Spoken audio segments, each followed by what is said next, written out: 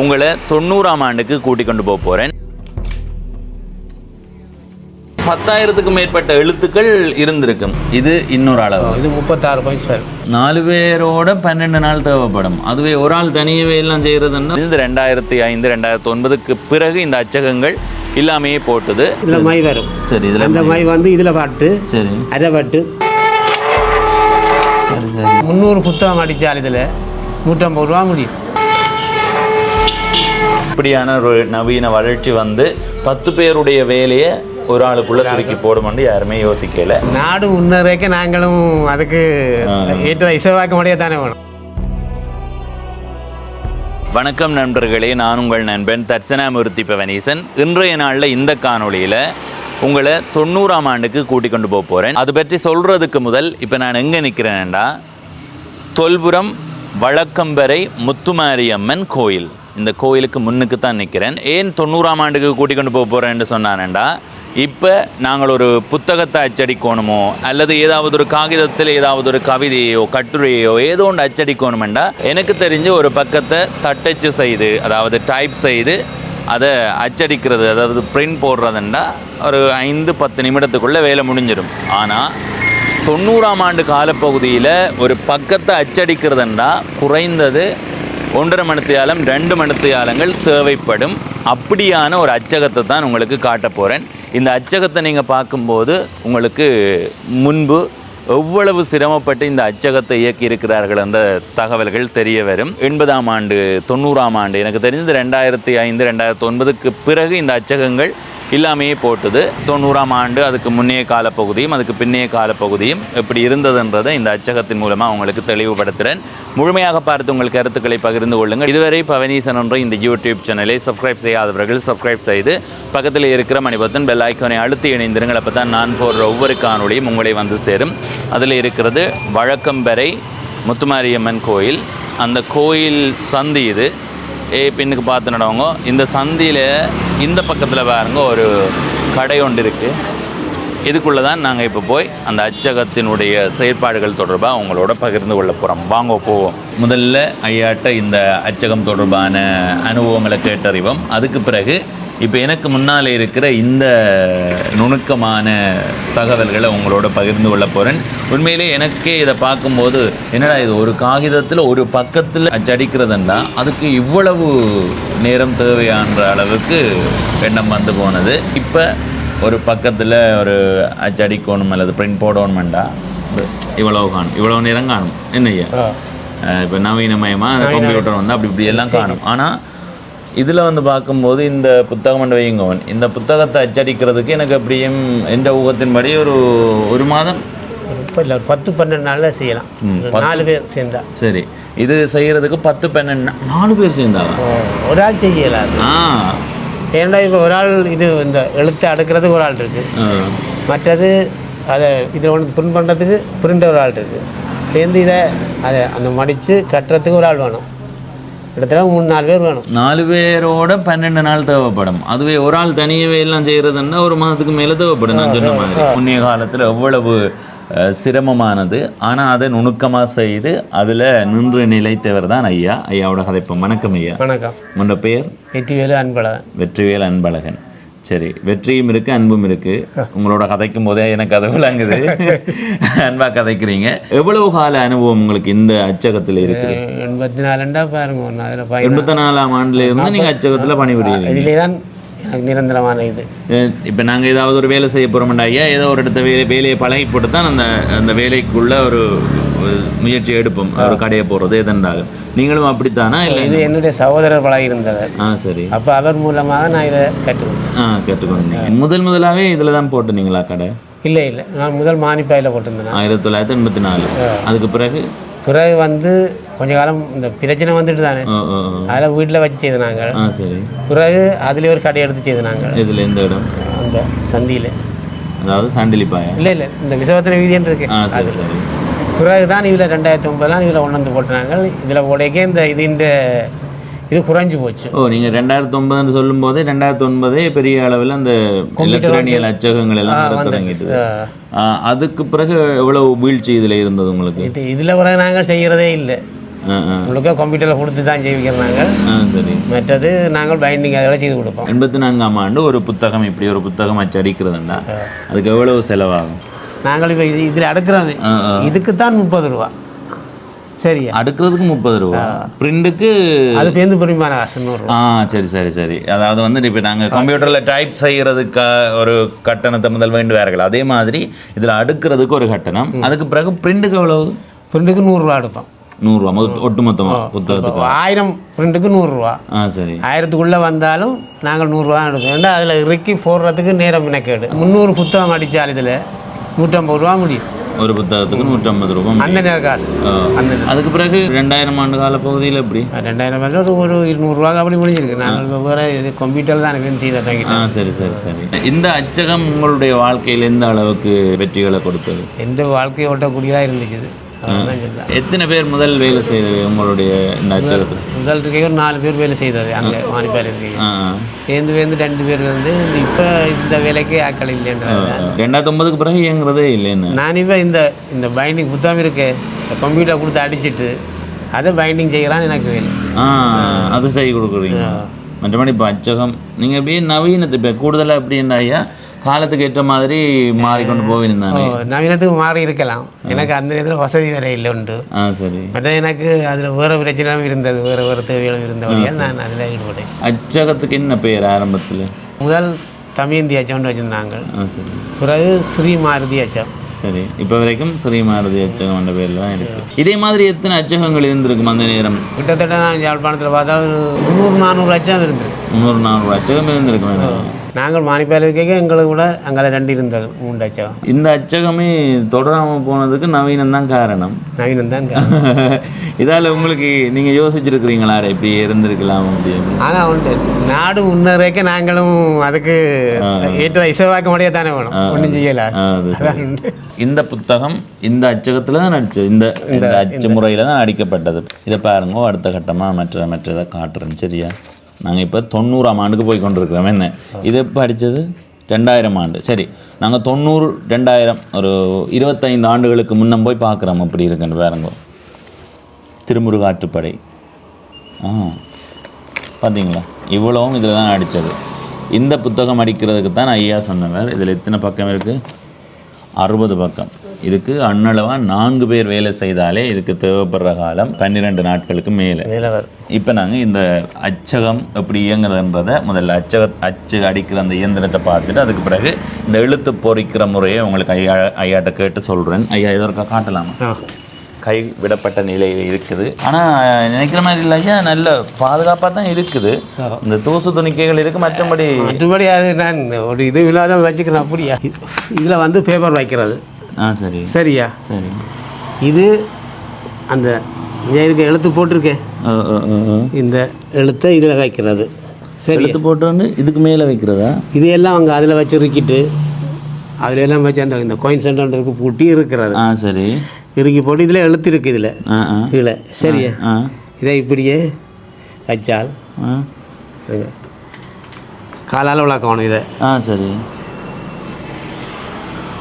காலால் விளக்கினா இது மேலே போகும். இது மை கொடுக்குறது. சரி சரி சரி. இது மை தொட்டி. இதுக்கு மை தொட்டி. இதில் மை எடுத்து இதில் மை வந்து இதில் போய் பட்ட உடனே இதில் மை வரும். சரி, இதில் அந்த மை வந்து இதில் பட்டு. சரி, அரை பட்டு. சரி, அது வரும். அப்படியே வந்து அப்படியே வந்தால் இதில் வந்தால் இந்த மையை இதில் பூசும். ஓ சரி சரி. இப்போ இதில் இந்த சதுரமாக இருக்குல்ல, இதில் எழுத்துக்கள் பொறிக்கப்பட்டிருக்கு. இங்கே மை இருக்குது. சுற்றும் போது இங்கே என்ன இருக்கா? சுற்றுங்க ஐயா, இன்னும் சுற்றுங்க இங்கே வர மாதிரி. சரியா, இப்போ இது மை ஐயா, மை தொட்டி. இந்த மை இதில் வரும். இந்த மையை வந்து இதில் தொட்டு கொண்டு வரும். இதில் அரைக்கும். இதில் அரைச்சு அந்த மை எல்லா இடத்தையும் ஒரே மாதிரி வரும். சரி, அப்படியே இது உருண்டு வரைக்க கீழே சுற்றுங்க. உருண்டு வந்து இந்த இதில் பொறிக்கப்பட்டிருக்கிற எழுத்துக்களில் இந்த மையா அப்பும். சரியா, சரியா. திரும்ப அது மேலே போகுது. சரியா, இப்போ மேலே போய்க்க இதில் பேப்பரை வச்சுட்டாங்க. சரியா, பேப்பரை வச்சுட்டு இப்போ வேறுங்க பேப்பரை அமர்த்தப்படுது. சரி சரி சரி சரி. பேப்பர் வைக்க இதில் ஒரு குண்டூசி வைப்போம். குண்டூசி. என்னத்துக்காக? ஏன்னா பேப்பர் ஒட்டி அதில் போடுமல்ல, குண்டூசிலாம் பேப்பர் நிற்கும். சரி சரி சரி. குண்டூசியில் பேப்பர் நின்றால் அது வந்து குண்டூசியோட அப்படியே வந்துடும். சரி சரி. அப்படியே அதை டக்குன்னா இதில் இருந்த ஒரு பேப்பர் எடுத்து இதை இதில் எடுத்து போடலாம், இதில் எடுத்து போட வேண்டியா. அது தண்டப்பாட்டில் வேலை செய்கிற மாதிரி இருக்காது. என்ன ஒன்றும் நீங்கள் தான் தனியாக செய்யணும். கையெல்லாம் எல்லாம் ஆப்ரேட் பண்ணுவோம். இந்த மை காணாமல் வந்து அதை விடுறதுல இருந்து இது சரியாக வருதான்றதை பார்க்குறதுல இருந்து இதில் இருக்கிற எழுத்துக்களை பொறிக்கிறதுல இருந்து, ரெண்டாவது அந்த காகிதத்தை அந்த பேப்பரை கொண்டு வந்து இதில் வச்சு அச்சடிச்சதுக்கு பிறகு அதை எடுத்து இங்கே வைக்கும் வரைக்கும் இதில் இருந்து எடுத்து வச்சு இதில் அச்சடித்தது இங்கே வெறும் பேப்பர் இருக்கும். அதில் இருந்து இங்கே எடுத்து வச்சு இதில் அச்சடிச்சதுக்கு பிறகு இங்கே எடுத்து வைக்கிறோம். இதுக்கு பிறகு போய் அங்கே கட்டுற வேலைகள் இருக்கும். அப்படித்தான் கட்டுற வேலை இருக்கும். நோட்ஸ் என்ன நோட்ஸ் அப்படியே கொடுத்து விடலாம், பிரச்சனை இல்லை. இப்போ இதில் பழுது வாரண்டா என்னென்ன பழுதுகள் வரும்? ஏதாவது வந்திருக்கும் தானே அதில் கேட்கும். அதில் என்ன இப்போ சில மை கொடுக்குறதையாவது சிக்கல் இருக்கும். மற்ற இது வந்து இப்போ இது இதில் போய் முட்டுதல்ல முட்டுறது சில நேரம் ஒரு சீராக இல்லாட்டால் சரி, அதுக்கு சரியா எழுத்து பதியாது. என்ன எழுத்து பதியாட்டா அதுக்கேற்ற மாதிரி இதுக்கு கொஞ்சம் மட்டை வைப்பம் கூட, இல்லைன்னா வேறு ஏதாவது அதில் திருத்தம் இருக்கும் என்றால் மெக்கானிக்கை கொண்டு வந்து செய்வோம். சரி சரி. ஆனால் அதை தாண்டி இதில் மேலதிகமான இலத்திரனியல் பழுதண்டு வராது. என்னென்னா இது பெட்ரோல்லையோ டீசல்லையோ எதுலேயுமே இயங்குறது இல்லை. நாங்கள் சூத்திர கிணறு அரைஞ்சிருப்போமே, அதே மாதிரி எல்லாமே எங்கள் நகையில் தான் இருக்குது. இதோட நான் அமர்த்தி பார்க்கட்டேன். அதை சில்ல சுத்தம் அது முன்னுக்கு தள்ளுங்க. இதை அதை கையாலேயே சுத்தம் சுற்றி முதல் ஸ்டார்ட் பண்ணிட்டா சரி, வேந்த அது தள்ளிப்பட நீ ஆமாத்துக்கோ அமத்தணும் அமுழுத்தும் மேலே வேறு நாமத்தைங்க இது ஒரு 2 தடவை செய்து காட்டுங்க ஐயா வேகமா.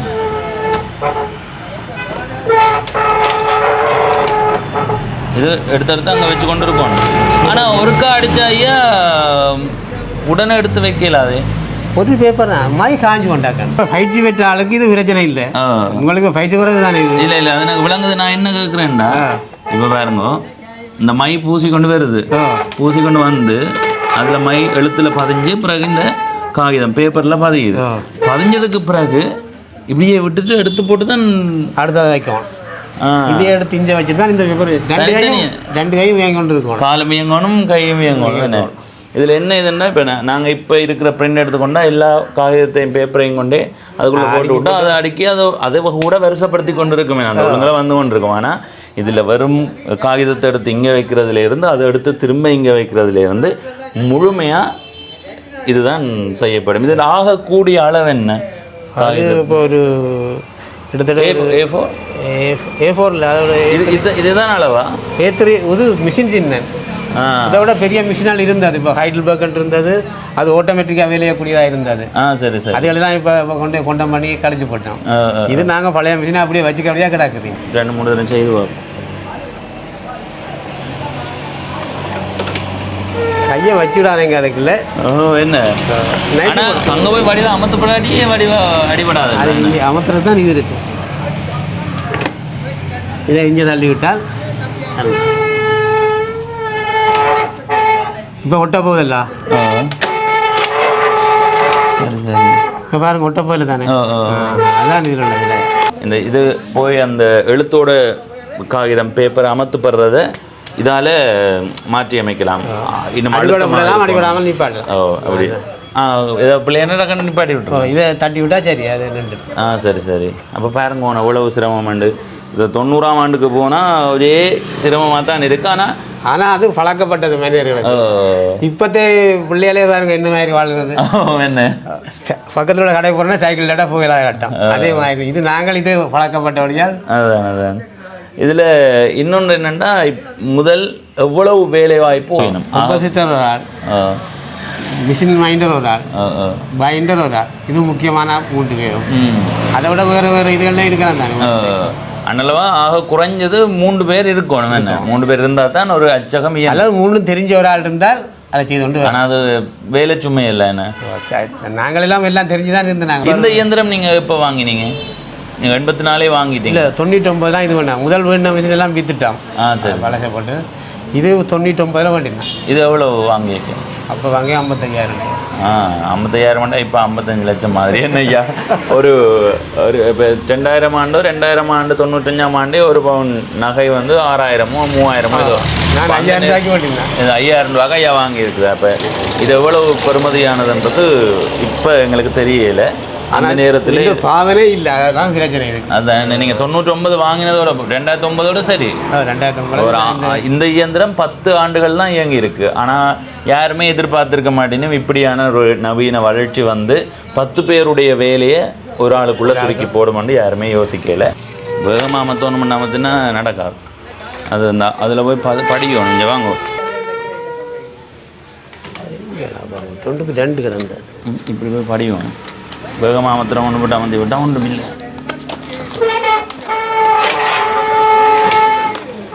இப்போ இந்த கால் பழகிட்டது. ஆனால் என்ன காகிதங்கள் எடுத்து வைக்கிறதுக்கு 2 கையும் வேலை செய்வோம். பாருங்க, இதில் வெறும் காகிதம் இருக்கும், அதை எடுத்து இஞ்ச வச்சுட்டு அடித்ததுக்கு பிறகு அடுத்து இப்படிதான் இவ்வளோ சிரமமாக இருக்குது. அந்த காலத்திலேயே ஆரோக்கியமாக இருந்தவர்கள்ன்றதை இப்போ நீங்கள் உணர்ந்து கொள்வீங்க. இது இப்படி தான் இருக்குமா இறுக்கமாகவே? இல்லை ஓயில் அடிச்சு விட்டா கொஞ்சம் லூஸாகவே இல்லை. எண்ணெய்கள் கொஞ்சம் போட்டால் சரியா? ஐயா நான் செய்கிற சரியோன்னு பார்க்குறீங்களா? இங்கே பாருங்க,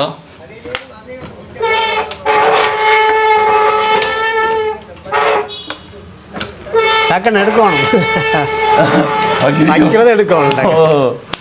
சரி, ஓயில் அடிக்கிறதுக்கெல்லாம் இது இருக்குல்ல. சரி சரி, ஓயில் அடிக்கல, அதான் கொஞ்சம் இறுகி போயிருக்கிறதால கடினமாக இருக்குது, இல்லாட்டி இலகுவாக இருக்குது. இதில் இருக்கிறது தான் காகிதத்தை வெட்டுற இயந்திரம், கட்டர். இது வந்து இதுக்குள்ள பேப்பரை வச்சாலும் சரி, இதால் செட் பண்ணி எடுக்கலாம் அளவுக்கு கொண்டு. சரி சரி, இதில் செட் பண்ணி எடுத்துட்டு வேண்டியான அளவுக்கு கொண்டு இதை எடுத்து ப்ரெஸ் பண்ணி விடுறது இருக்கிறது. ஏன்னா பேப்பர் இறங்காமல் இருக்கிறதுக்காக. சரி சரி, ப்ரெஸ் பண்ணி கொண்டு இந்த அமர்த்தினால் பேப்பரை வெட்டுது. சரி, இங்கே கத்தி மாதிரி இருக்குது, கத்தி இருக்கு, வால் மாதிரி. இப்போ இதில் பார்த்தீங்கன்னா இதில் நிறைய எழுத்துக்கள் இருக்குது. இது ஒரு பக்கத்துக்கான எழுத்துக்கள் ஒழுங்கு செய்யப்பட்டிருக்கு. இப்போ அதை விட இந்த எழுத்தை பார்த்தீங்கன்னா உங்களுக்கு தலைகீழாக தெரியும். ஏன் தலைகீழாக தெரியுதுன்னு தெரியுமா? இந்த காகிதத்தில் அடிக்கும்போது அங்கே நேராக வரும், ஆனால் இதில் தலைகீழாக இருக்கும். அப்போ ஒன்று மாறுபட்டாலும் திரும்ப அதை எடுத்து மாற்றி போடணும். அப்போ அதை நுணுக்கமாக பார்த்து செய்து கொண்டிருக்கணும். ஒவ்வொரு பக்கத்துக்கும் ஒவ்வொன்று செய்யணும்.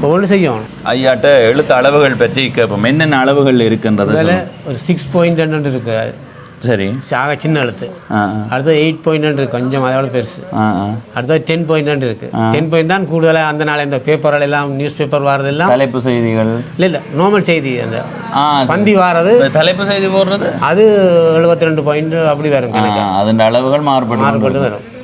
6 பாயிண்ட்ல இருந்து 72 அதுக்கு மேலேயும் இருக்குது. இதில் இருக்கு பாருங்க, இது ஒரு அளவு, இதன் அளவு 72.2 இருக்கு. இது 72. இதுக்கு பிறகு இதில் ஒன்று இருக்கு, இது இடைவெளி. என்னையா இது இடைவெளி.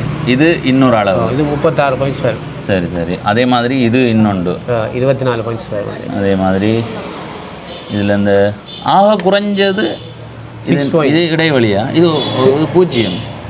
என்ன? இது 0. பார்த்தீங்க, இது இதான் ஆக குறைஞ்சதா? இல்லை இதை விட சின்ன இருக்கு. 6.2 ஆக சின்ன இருக்கு. சரி சரி, இந்த அளவுகள் மாறுபடும். இங்கே இதாக தான் இருக்கும். இது சின்ன, இது 8 பாயிண்ட்ஸாக இருக்கும். சரி சரி, இப்போ பாருங்க, இதில் இருக்கிறதெல்லாம் ஒவ்வொரு எழுத்தினுடைய அளவுகள். சரியா? இப்போ உங்களுக்கு ஒரு கேள்வி வரலாம். தமிழில் 247 எழுத்துக்கள். 247 எழுத்துக்களை விட வடமொழி எழுத்துக்களும் இருக்குது. வடமொழி எழுத்து 5 6 இருக்குது. அப்போ மொத்தமாக ஒரு 250 260 எழுத்துன்னு வச்சுக்கொள்வோம். சரியா? அந்த 250 எழுத்துக்களும் ஒரே பக்கத்தில் சில வேளைகளில் வரலாம். அதில் இருக்க அந்த பெட்டி இருக்குல்லோ, அதில் ஒவ்வொரு பெட்டிக்குள்ளேயும் ஒவ்வொரு எழுத்து இருக்குது. இப்போ காணாண்டா காணா இருக்கும், காவனாண்டு எழுதுக்கு காணாவும் அரவும் இருக்கும். இல்லை நான் என்ன கேட்குறேன்டா, இப்போ என்னண்டா ஐயா, இப்போ சில ஒரு வார்த்தை வரியன்னு வையுங்க, அந்த வரியிலேயே நிறைய காணா வரும் சில வேளைகளில். கற்க கசரற கற்றவை கற்றபின் நிற்க அதற்கு தகன, அதில் பார்த்தீங்கன்னா நிறைய காணா இருக்கு. அப்போ ஒரு எழுத்துலேயே நிறைய இது இருக்கு. அந்த இருக்கும் நிறைய ஒரு பெட்டி தான் இருக்கும். பெட்டி ரொம்பலாம் நியாயமான ஒரு 200 300 எழுத்து வரும். கிலோ கணக்கில் நாங்கள் பண்ணுறது. அப்போ ஒரு கிலோ நாங்கள் துவக்கத்தில் வேண்டியக்கு ஒரு 45 ரூபா 50 ரூபா விற்றாது. சரி. சேர்ந்து கடைசியாக 150 ரூபா கிட்ட போட்டுது. அதை விட அளவும் வேறுபடும் என்னையா? அளவும் வேறுபடும். அளவு வேறு. எனக்கு குறைஞ்சது ஒரு 10,000 எழுத்துக்களுக்கு மேலே இருக்கணும். அப்படி இருந்தால் தான் சரியா இருக்கும். அந்த கேஸில் இருக்கிற அளவுக்கு அதை பார்த்து கொண்டு வரோம். நில்லுங்க ஐயா. இல்லை வாரீங்களா? அப்படியே வந்து பாருங்க. இதுக்குள்ள எழுத்துக்கள் இருக்கும். இவ்வளவும் தான் ஆண்டு கேட்டால் இல்லை அங்கே பாருங்க. அது வேறு பாயிண்ட்ஸ். இல்லை நான் சொல்கிறேன், அது அவ்வளவு எழுத்து இருந்த பெட்டி தானே. அப்படியே கீழே பாருங்க. இந்த அடுக்கு முழுவதுமாக எனக்கு தெரிஞ்ச 10,000க்கு மேற்பட்ட எழுத்துக்கள் இருந்திருக்கும். அது ஒவ்வொன்றும் ஒவ்வொரு அளவாக இருக்கும். இப்போ இந்த அளவில் ஒரு 100 அந்த மாதிரி இருந்திருக்கும். அதே மாதிரி ஒவ்வொரு அளவிலையும் ஒவ்வொன்று மாதிரி இருந்திருக்கும். இப்போ இதில் பாருங்க 60க்கும் இருந்தால் இதில் காணாயிருக்கும். இதெல்லாம் அந்த பேச படமாக்கி விளங்கும். சரி. அது கை பழக்கமே வந்திருக்கும். கை பழக்கம் இப்படி எடுத்து அடுக்க இங்கே இருக்கும். அப்படி அந்த இப்போ நாங்கள் பார்க்க தேவையில்லை, எடுத்து அடுக்க வேண்டிய. நாங்கள் இப்போ கீபோர்டை எடுத்து பார்க்காம அடிப்போமே, அதே மாதிரி அவர்களுக்கு அது பழக்கப்பட்டு இங்கே காணா இருக்கு. இப்போ இங்கே கீழே பார்க்க மாட்டேன். அதுக்கு தான் இப்படி எடுத்து இப்படிஞ்சு, அதாவது இப்படி எடுத்து வைக்கிற இடம்டா அந்த ஸ்டிக்கரோட சாமான் மாதிரி பழகி இருக்கும். இது அந்த ஸ்பேஸுக்கு போடுறது. இது வந்து ஒரு வரிக்கு இடையில போடுறது. ஏனெண்டா இப்போ அந்த எழுத்து வந்து நெருக்கமாக இதாக்குறதா இருந்தால் இதை போட்டு செய்யலாம். சரி. இதுதான் இது வச்சுக்கிறது. இவ்வளோ தான் ஒரு இதா என்ன? இல்லை இதோட ஒவ்வொரு அளவுலாம் இருக்குது. இப்படி ஒரு பானை மாதிரி கொண்டு அதுக்குள்ளே இப்படியே எழுத்து அடிக்கி கொண்டு போனால் அந்த வரி முடிஞ்சோடனே அடுத்த வரிக்கு அடுத்த அந்த மட்டையை வச்சுட்டு அடுத்த வரைக்கும் இருக்கிறாங்க. அப்படி எடுக்கிறான். இல்லை நீங்கள் இப்போ சொல்கிறது இதுதானே, இப்படி பானா மாதிரி இருக்கும். இந்த மூலையிலேருந்து அடிக்கி கொண்டு போகிறோம். அந்த பேப்பர் சைஸ் இருக்குது தானே, அது அளவுக்கு அதை பூட்ட வேணும். பூட்டி போட்டு போய் இந்த எடுத்து எடுக்கலாம். எனக்கு விளங்குது நீங்கள் சொல்கிறது.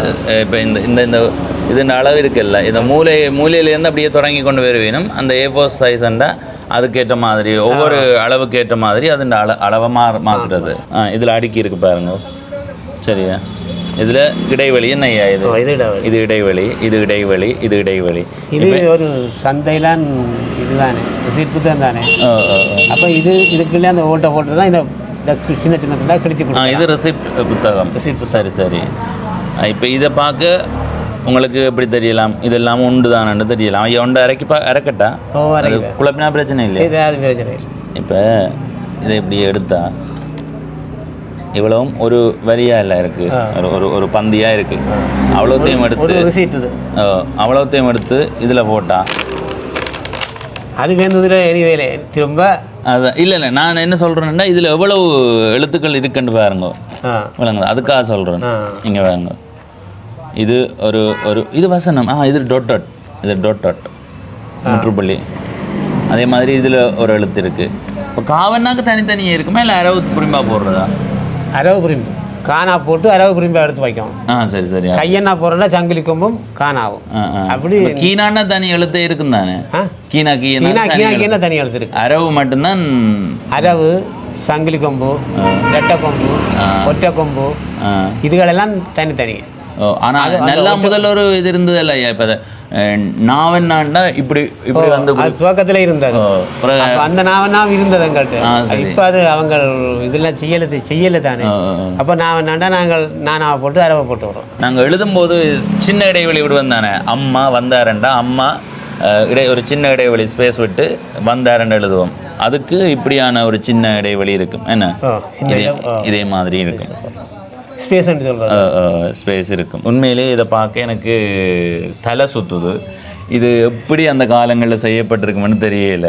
என்னையா இதை இப்போ ஒரு படியில் கொண்டு வந்து, இதை இப்போ படியலான என்னையே கொண்டு வந்து இதை அடுக்கடான்னு விட்டால் கூட நான் என்னடா இது என்ன மாதிரி யோசிப்பேன். ஆனால் அந்த காலத்தில் நவீன வளர்ச்சி இல்லை. அங்கே இருக்கிறத வச்சு இது அந்த நேரத்தில் ஒரு பெரிய வளர்ச்சி. என்னையா இப்போ ஆரம்ப காலத்தில் எழுத்தாணிகள் மூலமாக எழுதப்பட்டது. ஆனால் ஒரு கட்டத்துக்கு பிறகு இந்த அச்சகங்கள் வந்து புரட்சியை ஏற்படுத்தியது. அப்போ இந்த அச்சகம் அந்த நேரத்தில் புரட்சியை ஏற்படுத்திச்சு. இப்போ நவீன முறையில் லத்திரனியல் அச்சகங்கள் வந்து இந்த அச்சகத்தை அப்படியே மறைச்சு போட்டு தாங்கள் ஒரு புரட்சி செய்து வந்திருக்கு. இன்னும் எதிர்காலத்தில் அச்சகங்கள் தேவையில்லை, எல்லாம் இதுக்குள்ளே வந்துடும். அந்த அளவுக்கு மாறி போச்சுது. இது அடுக்கிறதுக்கு எவ்வளோ நேரம் இருக்கும்? ஒரு பக்கத்துக்கு அடுக்கிறதுக்கு புத்தகத்தில் ஒரு பக்கம் இருக்கு.